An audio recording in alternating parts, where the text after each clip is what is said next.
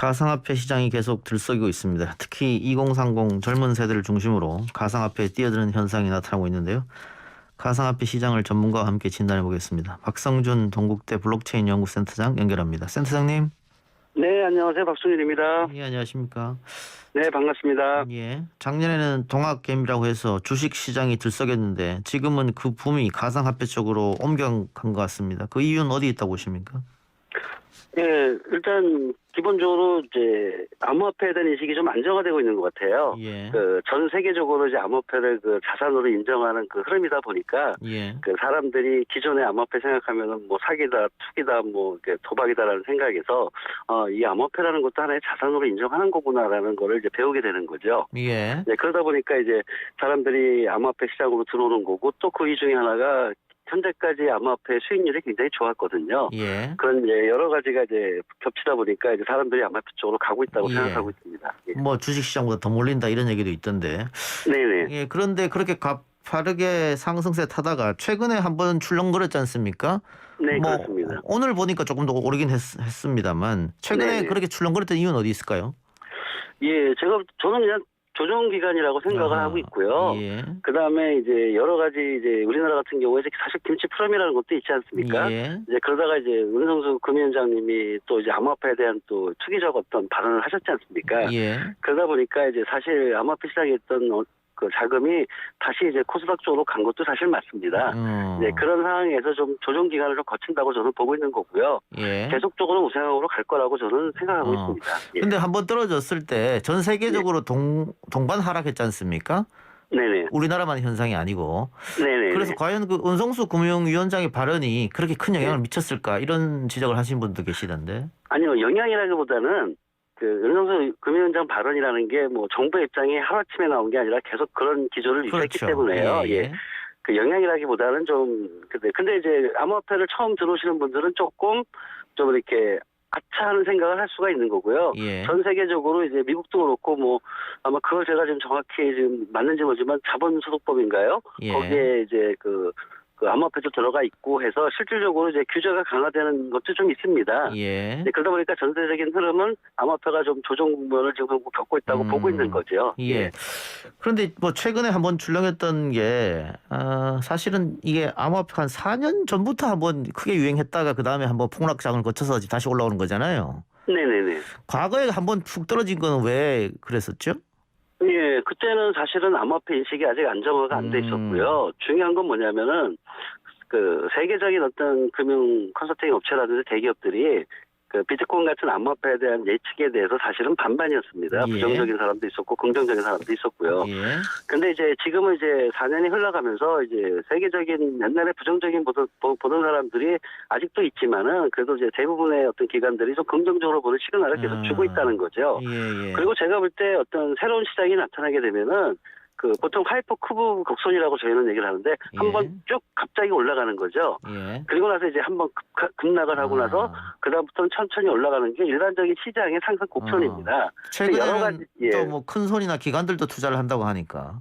예, 그런 걸 본 거죠, 일반인들이요. 예. 그러니까 만약에 큰 기관들이 투자한다는 얘기는 이게 사기나 도박이 아니구나. 어떤 자산으로서의 인정을 이제 받는 추세구나라는 어떤 암호화폐에 대한 인식이 안정화된다는 걸 제가 계속 말씀드리는 겁니다. 예. 그런데 그 암호화폐 투자하는 분들 중에 대부분이 2030 세대다 이런 진단도 있던데 거기는 동의하십니까? 그렇지는 않습니다. 예. 세대별로 다 하시고요. 예. 이번에 암호화폐 붐이 일어났을 때 저희 나라 같은 경우에 어떤 특수한 환경이라고 저는 생각을 하는데 예. 이번에 아마 암호화폐가 붐이 나면서 한 1, 2개월 내에 한 150만 명에서 200만 명이 새로 이제 이쪽 시장에 들어왔죠. 예. 그 중에 한 63%가 이제 2030 세대라고 얘기를 하기 때문에 예. 2030 세대가 이제 암호화폐 시장의 새로운 고객이 됐다고 보는 거죠. 예. 예. 그럼 2030 세대들이 주식 붐일 땐 주식으로 몰렸다가 이번에는 네네. 다시 가상화폐 쪽으로 몰렸는데 예. 그 이유는 어디 있을까요? 사실은 저는 2030들이 암호화폐 시장에 관심을 옛날부터 가져야 된다고 생각을 했습니다. 예. 왜냐하면 새로운 시장이지 않습니까? 예. 제가 아까 우리나라의 어떤 사회적 특성도 일조를 한다는 얘기를 말씀드린 이유가 어떤 뜻이냐면요. 그동안 이제 소위 말하는 2030이 보는 기성세대, 그러니까 산업화 세대에서는 이제 부동산으로 돈을 버신 거고, 예. 그 다음에 이제 정보혁명 시대에서는 이제 IT 기업들에 대한 주식으로 돈을 버셨지 않습니까? 예. 그리고 그게 이제 요새 부동산 급등 드러나고, 그 다음에 뭐 주식시장도 이제 상당히 이제 어느 정도 이제 고점에 있는 거죠. 예. 그리고 그러다 보니까 뭐냐면 이제 젊은이들이 기회를 가질 수 있는 그런 새로운 시장을 갈구했던 것 같아요. 예. 새로운 방법을 찾는 거죠. 그런데 이제 갑자기 암호화폐 시장이 제한 시장으로 나타난 겁니다. 네, 기존에 없던 새로운 시장이 나온 거고, 시장에 보니까 생각보다는 그 사기나 도박이 아닌 좀 나름대로 고수익을 보장할 수 있는 새로운 시장이라는 거에 눈을 뜨는 거죠. 예. 그래서 저는 당연한 흐름이라고 생각을 합니다. 예. 근본적으로 드는 의문, 우리 청취자분들도 갖고 계실 텐데요. 이 주식이나 부동산은 어쨌든 실물 자산을 갖고 있지 않습니까? 금도 마찬가지고, 뭐 나중에 예, 화폐로 예. 교환할 수도 있고.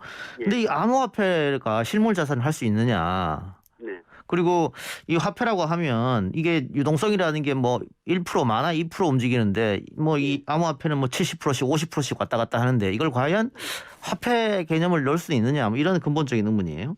예, 그게 이제 근본적으로 사람들이 오해하시는 것 중에 하나인데요. 예. 암호화폐라고 그래가지고 이제 화폐라는 용어가 들어가가지고 이게 무슨 화폐가 절대로 될 수 없다. 화폐라고 생각하시는데 예. 암호화폐는 사실은 우리가 알고 있는 화폐 개념은 아닙니다. 예. 그 원어가 이제 크립토 커런시다 보니까 암호화폐로 번역한 건데 사실 암호화폐의 그 목적은 뭐냐면은 현재 우리가 가지고 있는 유무형의 자산을 예. 디지털화하는 수단이에요. 그러니까 소위 말씀드리면 뭐 우리 뭐냐면 이제 그 옛날에 우리 지금 현재 쓰는 건데 지폐가 있지만 수표가 있잖아요. 예. 수표가 화폐냐 아니냐 논쟁하지 않지 않습니까? 예. 상품권도 있잖아요. 예. 그리고 카드 사용하면 포인트도 주지 않습니까? 예. 이런 어떤 우리가 알고 있는 유명의 자산을 표현하는 수단이지 암호화폐는 우리는 화폐라고 주장하지는 않습니다. 그리고 암호화폐가 실체가 있느냐는 얘기를 많이 말씀들을 하시거든요. 예. 근데 그런 사고 때문에 우리나라가 IT 강국이 사실 안 된 거예요. 예를 들어서 소프트웨어가 실체가 있나요? 예. 소프트웨어가 실체가 없었기 때문에 1990년대에 이제 정보혁명이 일어날 때 소프트웨어 가치를 어떻게 매겼냐 가지고 수없이 많은 논쟁을 했습니다. 아하. 요 근래에는 인공지능 아시잖아요, 알파고. 예. 네, 알파고가 실체가 있나요? 알파고의 내재적 가치가 무엇일까요? 예. 이거는 시대에 따라서 그 내재적 가치를 표현하는 사고의 유연성을 가져야 된다는 거예요. 예. 암호화폐도 가만히 살펴보시면 아까 제가 말씀드린 유무형의 자산을 표현하는 수단이라고 말씀드렸잖아요. 예. 그 암호화폐의 내재적 가치는 바로 표현하고자 하는 그 유무형 자산의 가치하고 일맥상통하는 겁니다. 예. 이런 오해들을 좀 풀으셔야 돼요. 예. 알겠습니다. 지금 투자자들이 많이 반발하는 게 과세를 매기겠다 여기에 대해서. 네네. 뭐 소득 있는 곳에 세금 있는 것은 뭐 당연하니까는 과세를 매긴다고 해서 뭐 그렇게 반발할 건 아닙니다만 문제는 보호는 해주지 않고 규제만 하면서 과세 대상을 매기는 거는 좀 잘못된 게 아니냐 이렇게 주장한단 말이죠. 네네. 근데 또 한쪽에서는 이게 뭐 주식시장처럼 규제할 수가 없는 부분이 있기 때문에 그럼 어떻게 정부가 해야 되는지 금융당국이. 네. 왜냐하면 24시간 이게 또 움직이는 것이고 주식과는 다르게 또 네. 전 세계 시장이 한꺼번에 움직이니까 우리만 규제해서 보호해주기도 어렵고. 네. 교수님 어떻게 풀어나갔으면 좋겠습니까? 이 세금 문제하고 이 보호 문제에 대해서는. 예, 저는 세금은 솔직히 좀 너무 급하셨다고 생각을 하고요. 예. 왜냐하면은 소득 있는 거에는 과세하는 건 당연히 맞습니다. 예. 근데 그거를 부정하는 것들은 아니고요. 예. 그런 과세를 하게 되면은 과세에 대한 형평성, 합리성, 타당성 이런 것들을 고민해봐야 된다는 거죠. 예. 예를 들어가지고 일반 사람들이 생각할 때는 이제 암호화폐 거래소라는 용어 때문에 주식거래소하고 비교하지 않습니까? 그렇죠. 주식거래를 활성화시키고자 정부가 정책을 피잖아요. 예. 코스닥 진입장벽을 낮춤으로써 뭐 코스닥 시장을 활성화시킨다 이런 정책을 피는 것 중에 그 세금 혜택도 있는 거죠. 예. 예, 과세를 하지만은 예, 공제액을 5천만 원 하고 뭐 거래세로 20% 하고 뭐 이런 걸 예. 어떤 합당한 이유가 있어야 된다는 거죠. 예. 그런데 암호화폐 거래소 같은 경우에 암호화폐 과세할 때는 정부는 현재 암호화폐를 부정하기 때문에 문제가 생기는 거예요. 예. 이 정부의 정책 기조는 암호화폐를 인정하지 않는 겁니다. 인정하지 않기 때문에 뭐 지능이라든지 뭐 방지 대책 이런 거에 대한 관심이 없으신 거예요. 예. 그러다 갑자기 이제 과세를 하신다니까 이제 국민들은 그러니까 좀 이해하는 거죠. 그래서 제가 볼 때 일단 중요한 건 뭐냐면 정부가 암호화폐에 대해서 인정을 하셔야 돼요. 예. 암호화폐라는 아까도 말씀하셨지만 코스닥이나 코스피보다 큰 대한 시장이 생겼는데 현실적으로 생기고 거기에 수많은 투자자들이 있는데도 불구하고 그 시장을 인정을 안 하시는 거예요. 그럼 외국의 경우에는 인정하는 경우가 있습니까? 예, 다들 인정하십니다. 어제 금융위원회에서 정치권이나 몇 분들이 제안을 했더니 예. 금융위원회 담당자분이 이런 말씀하시더라고요. 암호화폐 제도화 세계적인 흐름은 암호화폐 제도화는 아니다. 예. 근데 그거는 정말 그러시면 안 돼요. 전 세계적인 흐름이 암호화폐를 제도화하고 있고요. 예. 심지어는 법으로 만든 데도 있습니다. 문제는 뭐냐면요. 먼저 생각해야 될 게 이겁니다. 모든 나라가 암호화폐에 대해서는 규제를 강하게 합니다. 예. 근데 규제를 강하게 하는 그 밑바탕에 금지를 안 해요. 예. 금지가 아닌 규제라는 거죠. 예. 근데 우리나라는 부정하고 금지하면서 규제하니까 안 맞는 거예요. 세계적인 흐름은 규제를 하고 또 제도화에 대해서 상당히 노력을 하고 있습니다. 예. 알겠습니다. 근데 이게 또 지금 현재까지는 과세는 안 되고 있지 않습니까? 네네. 그러다 보니까 탈세나 범죄로 이어지지 않느냐 이런 주장도 있습니다. 네, 맞습니다. 그게 이제 암호화폐가 악용되는 사례들이 너무 많은 거죠. 예. 그래서 관리해야죠. 그 악용되는 사례가 많은데 그래서 암호화폐 인정 안 한다? 그럼 그런 사례들이 더 음성화되겠죠. 예. 예. 그러면 더 사회적 문제라든지 국가적인 문제가 발생할 수 있습니다. 예. 문제가 많을수록 정부에서는 관리하겠다는 마음을 가지셔야죠. 예. 알겠습니다. 네, 그래서 예. 자, 그런데 아까 거래소 말씀해 주셨는데 거래소가 지금 상당히 많지 않습니까? 네네, 한 100여 개 정도 됩니다. 예. 그러다 보니까 뭐 해킹에 취약한 거래소도 있고 네네. 또 소위 말하는 먹튀하는 거래소도 생겼고 네, 맞습니다. 이런 거는 좀 금융당국이 나서야 될 것 같기도 한데요. 아니, 그것뿐만 아니고요. 예. 금융당국이 나서야 되는 가장 근본적인 이유는 암호화폐라는 미래에 대한 새로운 산업에 대해서 인정을 해야 되는 거고 일단 인정을 하고 인정을 하고 소비자 보호가 제일 중요하죠. 투자자 보호가. 예. 그러니까 뭐 먹튀 거래소라든지 아니면 투자자 보호를 하기 위한 첫 번째 대상이 암호화폐 거래소이지 않겠습니까? 예. 그럼 암호화폐 거래소를 관리하셔야죠. 예. 주식시장 관리하듯이. 그럼 암호화폐 거래소에 대해서 암호화폐 거래소는 정보보호 체계를 인증을 받아야 된다든지 그런 게 특근법에 있습니다. 예를 들어 정보보호 체계 ISMS를 받아야 된다든지 아니면 소비자 보호를 위해서 공시제도를 강화해야 된다든지 아니면 암호화폐 거래소를 운영을 하기 위해서는 뭐 어떤 조건들 예를 들어서 먹튀를 방지할 수 있는 거라든지 뭐 암호화폐 거래소의 신뢰성과 투명성을 높일 수 있는 그런 어떤 안을 만드셔야죠. 그러면 현재 일어나는 상당 부분을 우리가 해결할 수 있습니다. 근데 방치를 하면서 문제가 생긴다. 이렇게 말씀하시는 건 좀 제가 볼 때 앞뒤가 바뀌었다고 보는 겁니다. 근데 뭐 교수님께서 인정하지 않겠습니다만 뭐 도박하고 뭐가 다르냐 이렇게 주장하는 사람도 있단 말이죠. 이게 아마 유동성이 굉장히 심하다 보니까 그럴 텐데 네네. 특히 20, 30대를 중심으로 소위 말해서 영끌해서 투자했다가 그게 조금 잃게 되니까 대출까지 받아서 한다.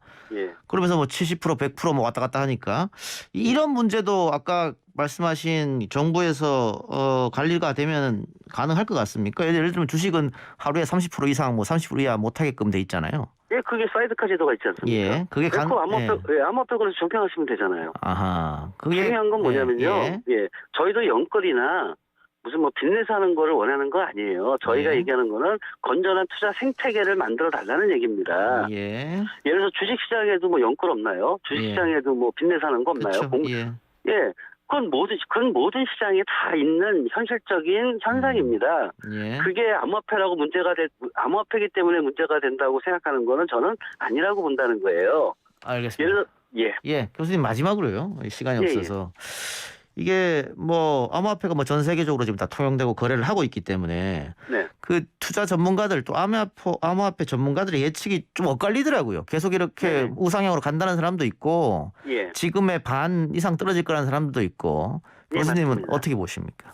아유, 뭐, 그걸 뭐 정확히 예측하는 건 저도 신이 아니니까 항상 주식은 안 그런 거예요. 근데 제가 말씀드리는 거는 부정적으로 얘기하는 사람도 있고 긍정적인 사람이 얘기하는 것도 있고요. 저는 긍정적인 쪽입니다. 그러면 긍정적인 사람들의 입장은 나름대로 논리가 있는 거고요. 부정적인 사람의 논리도 있는 거지 않습니까? 그거는 이제 보는 시각에 따라 틀린 건데 제가 볼 때 대부분의 그 전문가들은 긍정적으로 보고 있는 걸로 알고 있습니다. 그러니까 부정적으로 사람이 없다는 게 아니라 있지만 큰 대세는 아닐 거다. 저는 긍정적으로 보고 있는 편입니다. 알겠습니다. 교수님 오늘 인터뷰 고맙습니다. 감사합니다. 지금까지 박성준 동국대 블록체인 연구센터장이었습니다.